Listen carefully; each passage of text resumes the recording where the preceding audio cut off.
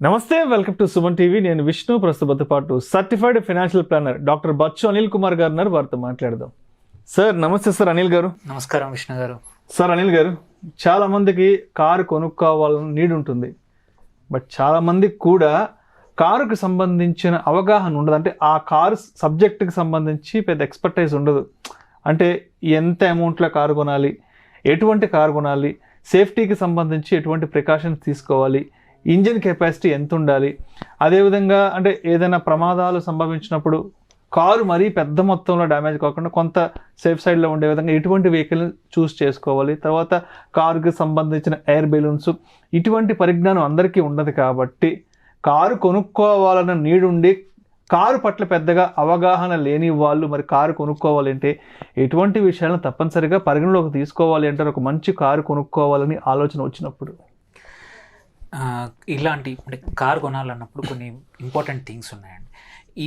ఇవి చేసుకుంటే ఏంటంటే మనం ఎలాంటి కారు కొనుక్కోవచ్చు, ఎంతలో కొనుక్కోవచ్చు అనేది ఈజీ అవుతుంది. కొన్ని ఫిల్టర్స్ ఉన్నాయి. ఫస్ట్ థింగ్ అన్నిటికన్నా ముందు ఏంటంటే మన బడ్జెట్ ఏంటి, మనం ఎంత సొంత డబ్బులు పెడతాము, ఎంత లోన్ తీసుకుంటాము, ఆ లోన్కి ఈఎంఐ ఎంతవరకు అవ్వచ్చు. అంటే 10 లక్షల కారు తీసుకొని 3 లక్షలు సొంతం కట్టి 7 లక్షల లోన్ తీసుకున్నాం అనుకోండి. ఆ 7 లక్షలు కూడా 3 సంవత్సరాలకు 5 సంవత్సరాలకు లోన్ తీసుకుంటే ప్రతి మంత్ వచ్చే ఈఎంఐ ఎంత. అంటే సో మనం ఎంత బడ్జెట్ అనేది ఫస్ట్ ఫిక్స్ చేసుకోవాలి.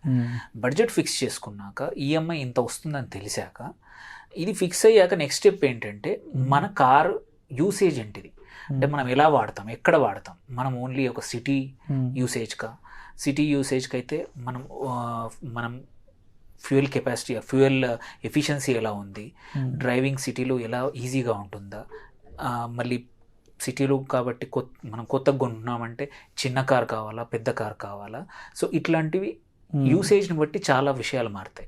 అదే మనము ఎక్కువగా హైవే డ్రైవింగ్, లాంగ్ డిస్టెన్స్ కోసం తీసుకుంటున్నాం అనుకోండి, అక్కడ మనం చూడాల్సింది fuel efficiency, car performance and స్టేబుల్గా ఉందా లేదా హైవే పైన స్పీడ్ నడిపించినప్పుడు కూడా, అండ్ ఎంతమందితో వెళ్తున్నాము, మనం ట్రావెల్ చేసే ఫ్యామిలీ మొత్తమా, ఒక్క పర్సనా, 2 పర్సన్లా, దాన్ని బట్టి మన ఎటువంటి కారు కొనాలో మనం అంటే మారిపోతుంది అనమాట. ఈ ఫిల్టర్ వెరీ ఇంపార్టెంట్. నువ్వు సిటీ డ్రైవింగ్ కొంటున్నావా లేకపోతే హైవే డ్రైవింగ్ కొంటున్నావా అనేది నెక్స్ట్ క్వశ్చన్.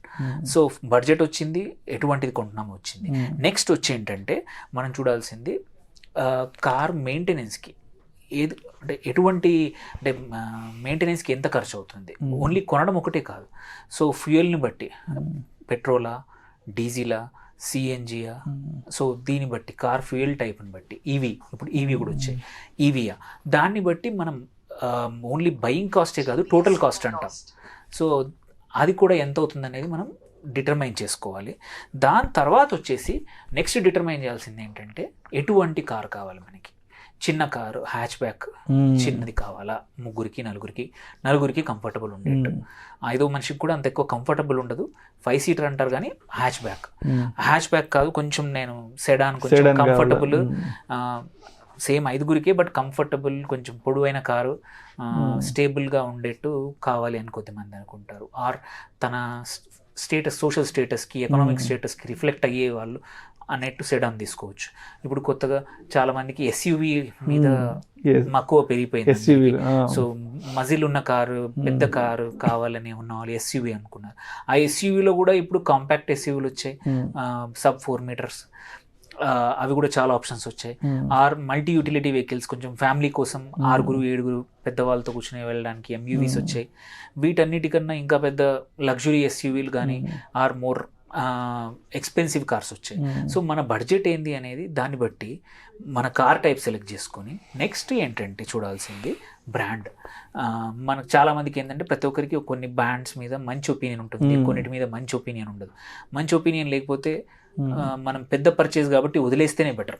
మనకు మంచి ఒపీనియన్ ఉన్న బ్రాండ్నే తీసుకొని, అన్నిటికన్నా ఇంపార్టెంట్ అంటే టెస్ట్ డ్రైవ్ పక్కా చేయాలి. ఆ టెస్ట్ డ్రైవ్ కూడా ఏది చేయాలంటే మనం అనుకున్న వర్షన్ ఆఫ్ వెహికల్. మనం చూస్తే ఏంటంటే ఇప్పుడు వెళ్ళాము ఒక కార్, ఎగ్జాంపుల్ హ్యుండై షోరూమ్కి వెళ్ళి ఒక క్రెటా కార్ కావాలన్నాం. ఆ క్రెటా కార్లో మీకు 15-16 రకాల వర్షన్స్ ఉంటాయి. ఇంజన్ టైప్ అయి ఉండొచ్చు, మిడ్ వేరియంట్ అని, టాప్ వేరియంట్ అని, బేసిక్ వేరియంట్ అని, స్పెషల్ వేరియంట్ అని, మళ్ళీ దాంతోపాటు డిఫరెంట్ డ్రైవ్ ట్రైన్స్ అంటే పెట్రోలా, డీజిలా, ఎల్పిజియా, సో ఈవీయా. సో ఒక్కొక్క కార్లో 7-8 కాదు 15-20 మోడల్స్ ఉంటాయి. సో లెట్స్ సే మనం క్రెటా అని డిసైడ్ చేసాము, బట్ మనకి తెలియకుండా బేసిక్ మోడల్ కొనేస్తాం. కానీ బేసిక్ మోడల్కి టాప్ ఎండ్ మోడల్కి చాలా ఫీచర్స్ తేడా ఉంటాయి. సో మనం ఏదైతే మోడల్ అనుకుంటున్నామో ఆ స్పెసిఫిక్ మోడల్ని టెస్ట్ డ్రైవ్ చేస్తేనే మనకు అది నచ్చిందా లేదా చూసాక తీసుకోవడం చాలా ఇంపార్టెంట్. టెస్ట్ డ్రైవ్కి ఏంటంటే షోరూమ్ వాళ్ళు ఏంటి, వాళ్ళ దగ్గర ఉన్న వెహికల్ పంపించేస్తారు. అందులో కూడా అన్నీ అవే ఉంటాయి సార్. అందులో ఓన్లీ సీటింగ్ మారుతుంది, లేకపోతే అందులో ఏమంటారు జీటీ ఇంజిన్, లేకపోతే ఇంకొకటి ఇది సేమ్ ఇంజిన్, అది పెట్రోల్ డీజిల్ సార్ అంటే దానివల్ల ఏమవుద్దంటే మన ఎక్స్పెక్టేషన్స్ అనేది రాంగ్గా సెట్ అయిపోతాయి. మనం యాక్చువల్గా మనం తీసుకున్న వర్షన్ వస్తుంది, ఆ మోడల్ వస్తుంది, స్పెసిఫిక్ మోడల్ వచ్చినప్పుడు అది అలా ఉండకపోవచ్చు, పర్ఫార్మెన్స్ ఉండకపోవచ్చు. Then you will be disappointed. మనం కొనేదే లైఫ్లో మొత్తంలో 3-4 కార్లు కొంటే కూడా గొప్పే. చాలా మంది 1-2 కొంటాము, ఎందుకంటే ఎక్స్పెన్సివ్ పర్చేజ్ ఇది. సో అందుకోసం మనకు నచ్చిన మోడల్ని టెస్ట్ డ్రైవ్ చేయడం చాలా చాలా ఇంపార్టెంట్. సో దీనికన్నా టెస్ట్ డ్రైవ్ కన్నా ముందు ఏంటంటే ఫీచర్స్, సేఫ్టీ ఫీచర్స్ చూసుకోవడం చాలా ఇంపార్టెంట్. ఇప్పుడు ఏంటంటే స్టాండర్డ్ చాలా కార్లలో 2 ఎయిర్ బ్యాగ్స్ రావడం అనేది వచ్చింది, బట్ 2 కన్నా కూడా 4-6 ఎంత ఎక్కువ ఎయిర్ బ్యాగ్స్ ఉంటే ఏంటంటే there is a high chance ఏమైనా యాక్సిడెంట్ అయినప్పుడు మనకి ఇబ్బందులు రాకుండా ఉండేట్టు ఉంటుంది. దాంతోపాటు ఇప్పుడు సన్ రూఫ్ అని, మళ్ళీ మంచి ఇన్ఫోటైన్మెంట్ సిస్టమ్ అని, ఆటోమేషన్, లాట్ ఆఫ్ ఆటోమేషన్స్ వచ్చాయి. సో మనకు అవసరాలకు తగ్గట్టు ఆ ఫీచర్స్ ఉన్నాయా లేదా, వెదర్ లగ్జరీ ఫీచర్స్ అనుకోండి, సెక్యూరిటీ ఫీచర్స్, కొద్దిమంది మంచి అలాయ్ వీల్స్ అనుకుంటాం, అండ్ కార్లో బ్రేకింగ్ సిస్టమ్ ఏబిఎస్ అనుకుంటాం. సో ఈ మంచి సెక్యూరిటీ ఫీచర్స్ ఉన్నాయని అనుకున్నాం, కొంచెం ఎక్స్పెన్సివ్ అయినా సరే చాలామంది ఇవి చూసుకొని కొనడం చాలా మంచిది. సో అంటే ర్యాండమ్గా ఎవరు చెప్పారనే కన్నా కొంచెం ప్రతి దాన్ని రీసెర్చ్ చేసి షోరూమ్ వాళ్ళు చెప్పిన దాన్ని తీసుకొని డీటెయిల్స్ తీసుకెళ్ళిపోయి ఇమ్మీడియట్గా ఇంపల్సివ్ పర్చేస్ చేయకుండా, ఇంపల్సివ్గా డబ్బులు కట్టి బుక్ చేయకుండా 1 రోజు 2 రోజులు తీసుకొని దెర్ ఈస్ ఎనఫ్ ఇన్ఫర్మేషన్. వాళ్ళు చెప్పే ప్రతి టర్మ్కి కూడా నీకు ఎనఫ్, తెలుగులో అంటే తెలుగు, ఇంగ్లీష్లో అంటే ఇంగ్లీష్లో వీడియోస్ ఉన్నాయి, తెలుసుకోవడానికి చాలా కంటెంట్ ఉంది. అది తెలుసుకున్నాక, బికాజ్ మేజర్ పర్చేస్ కాబట్టి, చిన్న పర్చేస్ అయితే ఒక షర్ట్ అయితే నచ్చకపోయిన తీసేసుకోవచ్చు, బట్ కార్ లాంటిది మళ్ళీ రిప్లేస్ చేయడం కూడా కష్టం, ప్రతిసారి లాస్ అవుతాం. అలాంటప్పుడు ఇవి చేసుకున్నాక టెస్ట్ డ్రైవ్ చేశాక అన్నీ నచ్చితేనే, నచ్చక కూడా you can always compare the pricing also. So చాలా మటుకు ఏంటంటే షోరూమ్స్లో ఇన్వెంటరీని బట్టి, వాళ్ళకు వచ్చే ఆఫర్స్ని బట్టి షోరూమ్ టు షోరూమ్ ఒక్కోసారి 20-25 వేల రూపాయలు కూడా తేడా ఉంటుంది. సో అండ్ చాలా మటుకు ఏంటంటే కొన్ని షోరూమ్స్లో ఇన్ఫ్లేటెడ్ కాస్ట్, ఇన్సూరెన్స్లోనో లేకపోతే వేరే వాటిలలో ఇన్ఫ్లేషన్ కొంచెం ఎక్కువ పెంచేస్తారు. మనం అడిగితే తప్ప అది ఇవ్వరనమాట డిస్కౌంట్. కావాలంటే ఇప్పుడు చాలా షోరూమ్స్ కూడా ఇన్సూరెన్స్ కావాలంటే బయట కూడా తీసుకోవచ్చు, ఎందుకంటే ఇప్పుడు 5 years third party or 3 years third party ఒక ఇయర్ పెద్ద అమౌంట్ అవుతుంది. యూజువల్లీ ఫస్ట్ ఇయర్ ₹1,00,000, 70-80 లక్షల రూపాయలు కూడా అవుతుంది కొన్ని కేసుల్లో.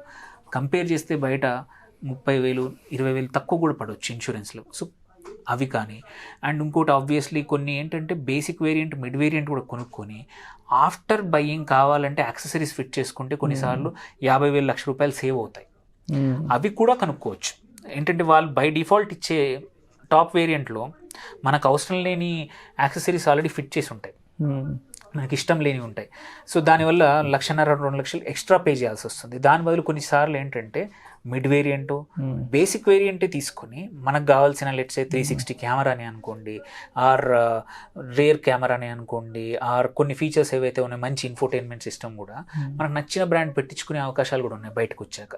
సో అందుకోసం ఇవి కూడా లాస్ట్ వస్తాయి. మనకు కావాల్సిన brand, model, kind of fuel, efficiency ఇవన్నీ తెలుసుకున్నాక లాస్ట్ ప్రైజింగ్ అయ్యాక ఇవి చూసుకుంటే ఏంటంటే మన కార్ బయ్యింగ్ ఎక్స్పీరియన్స్ కొంచెం ఎక్స్టెన్సివ్ అయినా సరే, బట్ పోస్ట్ బయ్యింగ్ మనం ఎంజాయ్ చేసే ఫేస్ ఉంటుంది. కార్ మనం ఐదర్ మనం ఆఫీస్ కోసం వెళ్ళడానికైనా, ప్లెజర్ ట్రిప్స్ ఫ్యామిలీతో వెళ్ళాలన్నా కానీ ఇబ్బందులు రాకుండా లాంగ్ టర్మ్ ఓనర్షిప్ కాస్ట్ కూడా తగ్గిపోతుంది. అండ్ ఓనర్షిప్ అనేది ప్లెజర్గా ఉండి సాటిస్ఫాక్షన్ ఎక్కువగా ఉంటుంది.